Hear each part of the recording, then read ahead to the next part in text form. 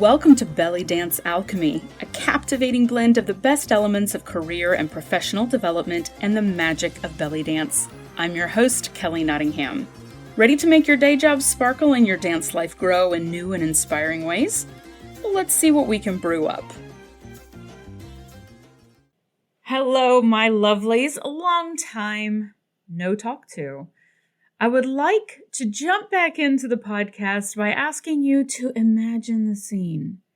I am at the gym. It is the first week of January of this year. I'm sitting in one of the massage chairs after my workout, talking to the gentleman sitting next to me. He turns to me and says, "It's really crowded in the gym this week." And I said, yeah, it is. But don't worry, give it about 3 or 4 weeks. By the end of January, this place is going to be a ghost town. We laughed about it because we all know that that's what happens. Little did I know when I said that I would actually be one of the people who had kind of dwindled on my attendance down to a trickle at the gym by the end of January. If your goals or New Year's resolutions, if you set them, tend to fade out after a few weeks or maybe a month, then this episode is for you. All right, unseeable show of hands. How many of you maybe set some New Year's goals or resolutions and you've already felt like some of them have fallen by the wayside?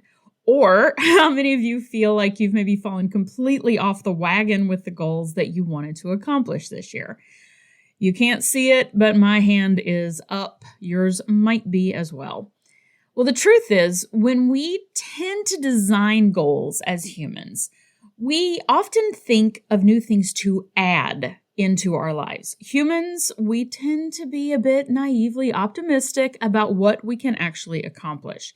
So we say things like, I'm going to eat more vegetables. I'm going to drink more water. I'm going to meditate more. I'm going to exercise every day. I'm going to spend more time with my significant other or my pets. I'm going to educate myself to grow my career. What we don't necessarily set goals around is what are we going to let go of so that we can actually add those new things into our lives. Subtracting or thinking of something to stop doing isn't necessarily something we naturally think of.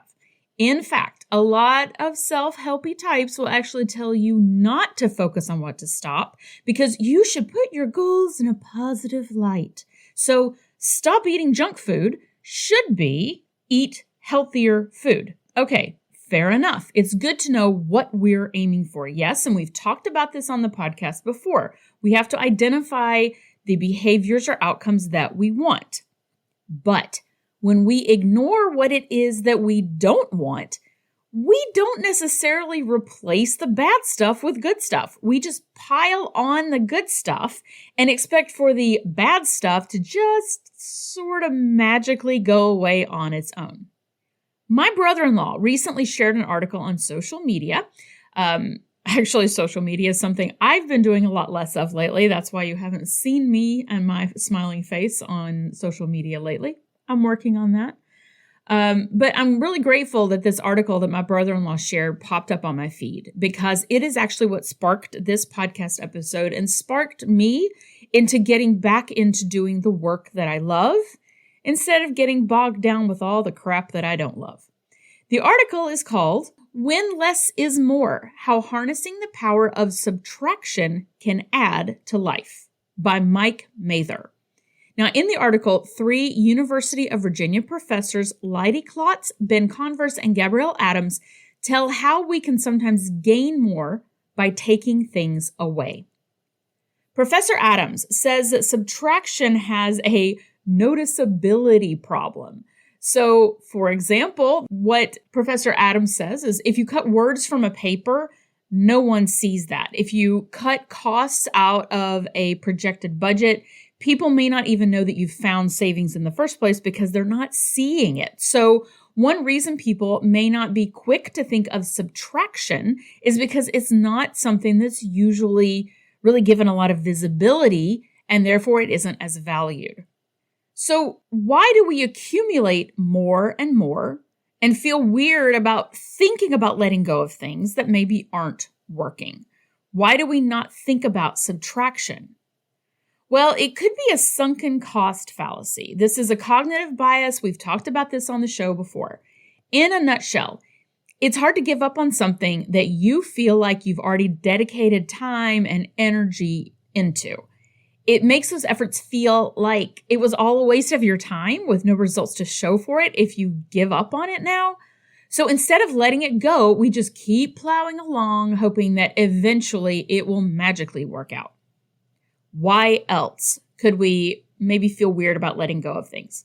It could be FOMO, fear of missing out. Now, I like to think of this as FOLO, which is fear of losing options. Those of you who know me and who've talked to me before or worked with me before know that I love keeping my options open. And so it's really hard, especially if you're a creative person, to give up on the idea that something just isn't going to happen. It feels like we're letting go of those options. Now, if you are a perfectionist, I am especially looking at you on this one. FOLO, this fear of losing options, can especially come up for us when we're trying to figure out the perfect way to do something, or the perfect way to get in shape, or the perfect way to improve our veil skills, or the perfect way to grow in our careers. It's challenging to think about this idea of giving up on options. And frankly, kind of along the same lines, it's also way more exciting to think of new options or projects than it is to think about culling all of those old projects out. So, pop quiz. Which sounds more fun to you? Going shopping for new items to organize your home office based on that Pinterest board you created? Or going through all your old boxes of financial documents to determine which ones you can throw away? It's way more exciting to start on a new project than it is to drag out an old project to finish up, especially if you tend to get that rush of energy when you start something new. In the same way, it's way more exciting to imagine new possibilities than to think about getting rid of old possibilities that didn't work out. Now, another reason why it's sometimes hard to let go of things that aren't working, it can be the story or the narrative we tell ourselves about what it means about us to let something go. So here's an example. Lydia says at the beginning of the year that she's going to dedicate time every week to practicing her dance skills at home. She sets a goal of 2 hours per week practicing. She researches practice plans online. She comes up with a list of movements that she wants to drill and new skills she wants to develop. She buys a bunch of new DVDs that she can do from home. She may even sign up for an online subscription-based library of dance classes so she can practice. 7 weeks into the new year, she realizes that she has done maybe 2 hours of practice total since the start of the new year. So what's going on? What's getting in her way? Well, it could be a couple of things. It's hard for her to get started because she wants to create a mood for her dance practice. Now, this involves setting aside a full 45 minutes to an hour in an evening, lighting some candles and some incense, putting on a pretty practice outfit, and having an appropriate playlist. This means that she needs to add an additional 20 minutes just to get herself organized every time. And that's not even including deciding which skills she wants to work on and which DVDs she might want to use. So what else could be going on? Well, she frankly doesn't have a ton of large blocks of time in her schedule because of family obligations. She's got multiple pets. She's got her job. She's got household chores to think about, and so on and so on. This keeps her focus divided in a million directions because while she's trying to practice dance, she's thinking about all of the dishes in the sink that are waiting for her. And, oh wait, did she actually get the laundry out of the dryer or is it still sitting in there? Or maybe she should have spent this time at the gym doing cardio instead.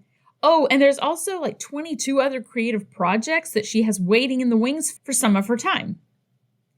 So instead of taking a long, hard look at what she could subtract from her responsibilities or her obligations, She keeps trying to power through. After all, if she doesn't do this, it means something about who she is. It means things like she's disorganized. She's not dedicated enough. She's flighty. She doesn't have her stuff together. She's not as capable as other people who do have an hour for dance practice. She's never going to be as good as she wants. She might as well not even bother doing dance anymore if she doesn't have the willpower or motivation to at least practice. Does this sound familiar? She is spiraling into self-recrimination and shame, all because she might have set an unrealistic goal, or she's adding on too much fluff to that goal to make it doable. Okay, here's a quick aside. If you have as one of your new goals for this year to find a job that you really enjoy, but you're having a hard time writing your resume, I can absolutely help with that. I have an online resume course that walks you through the process step by step using my 20 plus years of corporate training and development experience to help you craft a resume that's really going to make you shine. If you're interested, I will link to it in the show notes. Right now, we are running that course for only $57. You get lifetime usage out of that course. You can go back and review as many times as you would like. So if you're interested in growing your expertise in writing your own resume and preparing for your interviews with that resume, and if you'd like to support me and the podcast, I would appreciate it. Thanks. So what's another reason why we tend not to think about subtracting away from goals instead of just continually adding on to them? Well, because we may not have a clear understanding of our motivation of why we want to hit the goal in the first place. Now, I've talked about this in other episodes, the importance of understanding the goal behind the goal. When we set a goal, we have an outcome in mind, something that motivates us to try for that goal. But we sometimes stop there and never really question what motivation lies behind that sort of high level, shallow motivation. When that sort of shallow level of motivation isn't enough to drive us to get to our goal, we can give up on trying at all, when a deeper motivation might be what's needed to persevere, or to maybe shrink that goal down a little bit so that we can focus on what really matters to us. So let's look at another example for this one. Carlos wants to get a professional certification this year. His reasoning? Well, if he gets that certification, he can get on bigger projects at work, which will give him more visibility to the leadership team. Okay, fair enough. Certification equals visibility. But the certification is hard. It's going to take a long time to complete, and Carlos is feeling his drive fade after just a month of online classes and homework in the evening. He starts to ask himself if it's worth giving up this much time with his family in the evenings just to be able to get that extra visibility at work. Now, if we leave Carlos right there to make a decision, he might decide to power through. He's working his way up the ladder. This is the way it's done. The end. Suck it up, buttercup. However, if we pull back another layer of motivation and ask Carlos, what will additional visibility give him? What benefits or emotions or rewards would come because of that visibility? When Carlos asks himself that question, he realizes that the visibility isn't the end goal. Hint, visibility is almost never the end goal. What that visibility could provide is a promotion. Okay, well, what does a promotion provide? More pay. And what would more pay provide to Carlos? Well, for him, it would be the opportunity to travel with his family to visit extended family in faraway places. What does that provide? Love, community, connection with family, memories with his kids. That is what Carlos can use as his motivation. And when he refocuses his goal that way, he may realize that he can get that love and community and connection with family without the stress and additional hours of that next level job. In fact, if they just cut back on some spending, they'd have enough money each year to take a trip to visit family. Now Carlos gets to decide if he's ready to push through with the certification or maybe slow down on his timeline for that certification, or he may just drop it completely right now and focus instead on reducing household expenses so they can travel more. James Clear, author of Atomic Habits, shared this quote in his most recent newsletter. It doesn't make sense to continue wanting something if you're not willing to do what it takes to get it. If you don't want to live the lifestyle, then release yourself from the desire. To crave the result, but not the process, is to guarantee disappointment. What a great quote. He also, by the way, has a fantastic newsletter, jamesclear.com. You can sign up for his newsletter. It's one of my favorites. So this brings up another question. Have you thought much about the day-to-day lifestyle changes that your goals require? Does the end result sound sexy, but the day-to-day sound like a nightmare? Do you really want six-pack abs, but when you think about what it's going to take as far as diet and exercise every day to get them, and you're like, I'm not really sure I really want six-pack abs that much? Maybe there's a goal there instead that's more in line with the process that you're willing to commit to every day or every week. And you can line up your goal instead with that process. So let's brainstorm some practical ways to implement some of these ideas we've talked about today. We all are probably familiar with the 80-20 rule, right? 80% of our results come from 20% of our efforts. So we should focus on that 20% that gives us the biggest payoff. But it is so easy to skip back into focusing on that 80% of the less useful effort, especially over the long haul. So maybe it's time to ask yourself if your 20% focus area has expanded back out into efforts that don't actually pay off. Maybe you need to reduce back down to that 20%. If you don't know what that 20% is, maybe that is your starting point. Let's figure out what your 20% payoff area is, and we can let go of the other 80%. Instead of adding on new goals or projects, maybe you can take one that you've already set and shrink it down, either in scope or in size, or in what you consider a successful result to be. Maybe your successful result is too much. It's not necessary to be that big, that complex, that far in advance. Maybe you can size that down a little bit and say, you know what? Success for me can actually look like this. Let's aim for that. So once you think about shrinking down a project or goal that you can let go of it a little bit, does that help to take some pressure off? Instead of beating yourself up for not hitting one of your goals, why not consider removing a barrier to hitting that goal?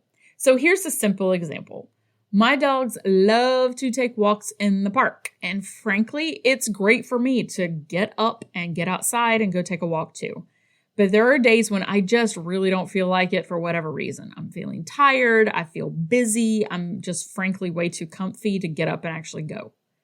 And on those days, it is supremely easy to find a million excuses and barriers for why we shouldn't go on a walk. I can't find the leashes, or they're going to shed in my car. If you've ever lived with a German Shepherd, you know exactly what I'm talking about. Or I'll have to pack a bag for their water and my keys and blah, blah, blah. Piling these excuses one on top of another makes for a big old wall of resistance that I can use as a reason not to go, even though my dogs are literally the sweetest and cutest in the world. Sorry, everybody else. And they love to go on walks, and I want to make them happy. So how can I make this process easier? Now, y'all, this is not rocket science, but it is, in fact, brain science. Reduce the obstacles, the barriers to getting started. So we keep the leashes right by the back door so one of my dogs, Snake, can go look at them longingly every time I let them outside, and there's another walk reminder in itself. I leave the back seat cover on in my car all the time to cut down on some of the shedding. And I keep a walking bag packed right by the leashes, so all I have to do is grab that bag, grab the leashes, the keys, and the dogs, and we go. It's amazingly easier to go on walks knowing it's not going to take 20 minutes of prep time. So are there any barriers you can reduce to achieving your goal? What can you subtract from the process? This could be as easy as having an ongoing to-do list or process checklist so you don't have to spend time thinking about what you need to do. Now, another big idea here, an interesting idea, is reducing the number of decisions that you need to make. Now, Lydia could benefit from this, right? In our dance example earlier. She has given herself so many options for what to do and how to do it that it can be very overwhelming then to make the decision. And the decision in itself becomes a whole separate thing on her checklist. Instead, think about limiting yourself to a very small, finite set of options for what you're going to make for dinner or your gym routine or your work project or your next big career goal. Give yourself instead the luxury of freed up brain space by only allowing yourself 2 or 3 options instead of 50. Now that we've talked through a couple of options for this, I would love for you to share with me ways that you're going to be creative with this idea of reducing your goals, reducing down maybe your options, maybe reducing down barriers that are getting in your way. I would love to hear from you about this. Email me, message me on social media, and be creative with this, but not so creative that it actually becomes a major effort on its own. So now I'm going to go take my dogs for a walk, and then I'm going to go to the gym. Have a wonderful day, everybody, and I'll talk to you soon. Bye.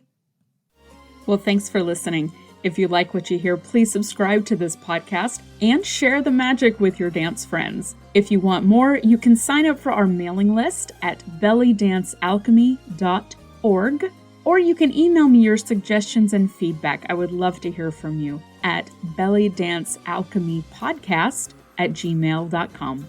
Bye.